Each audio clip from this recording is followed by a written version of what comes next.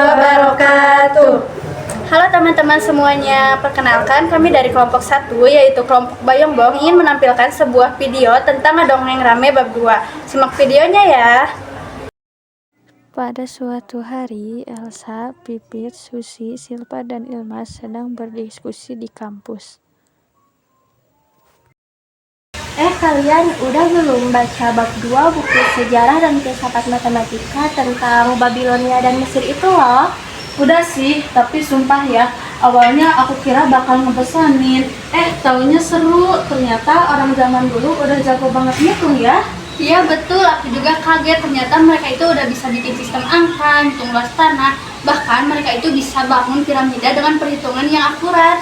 Lah, aku juga kalau disuruh ngitung rumah itu suka salah. Mereka pada zaman segitu udah bisa ngitung piramida sendiri, keren sekali. Nah, makanya ini tuh menarik banget buat kita omongin. Yuk kita bahas satu-satu biar yang lain juga paham bab ini. Yuk. Jadi gini guys, kan orang Babilonia itu hidup di antara sungai Tigris dan sungai Efrat.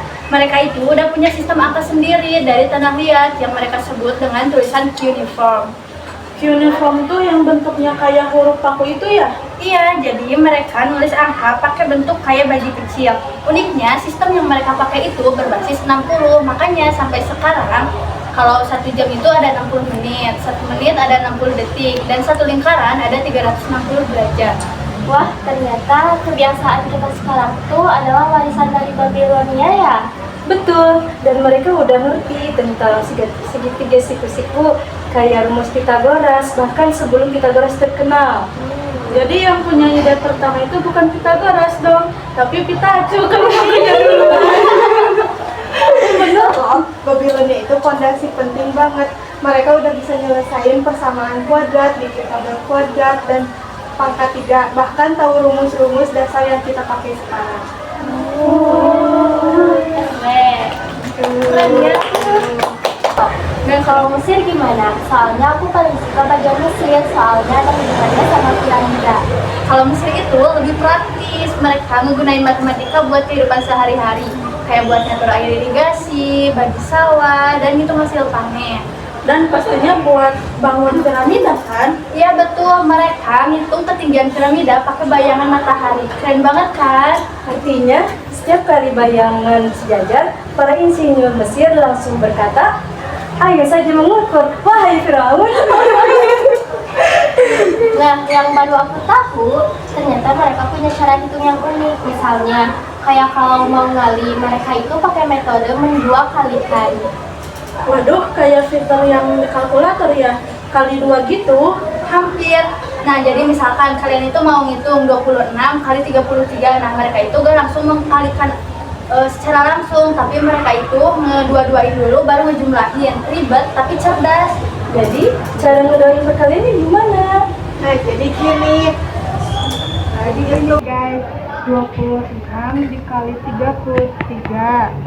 Nah, ini berarti 1 dikali 33, 2, 66, 4, 132. Yang 8 itu 264. Nah, 16, 5, 2, 8. Jika digandakan akan jadi 32. Nah, ini udah melebihi ini. Nah, untuk mencari 26 kita tambahkan 16, 8 sama 2. Jadi 16 ditambah 8 ditambah 2. Jadi 66 ditambah 264 ditambah 528 sama dengan 858. Kalau kita jumlahkan sesuai dengan kalkulator, 26 dikali 33 sama dengan 858. Kita cek di HP. Jadi 26 dikali 33 sama dengan 858 dan hasilnya sama dengan yang kita jumlahkan tadi. Oh gitu. Dan satu hal yang menarik, mereka belum punya konsep nol, tapi tetap bisa berhitung dengan api.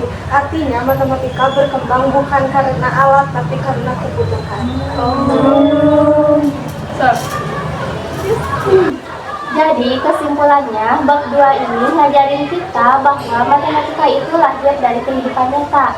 Nah, mulai dari sawah, sungai, sampai piramida. Iya, gak cuma dari rumus di papan tulis. Mereka belajar dari kebutuhan dan rasa ingin tahu. Dan kita juga bisa belajar. Kalau kita ingin mau ngerti matematika, jangan cuma tahu rumusnya aja, tapi harus pahamin juga fungsinya. Intinya, dulu saja mereka bisa bikin piramida tanpa kalkulator. Masa kita ngerjain tugas gak bisa pakai otak? Setuju, jadi pelajaran yang paling penting dari bab 2 ini adalah matematika bukan cuma ilmu tapi juga warisan budaya manusia.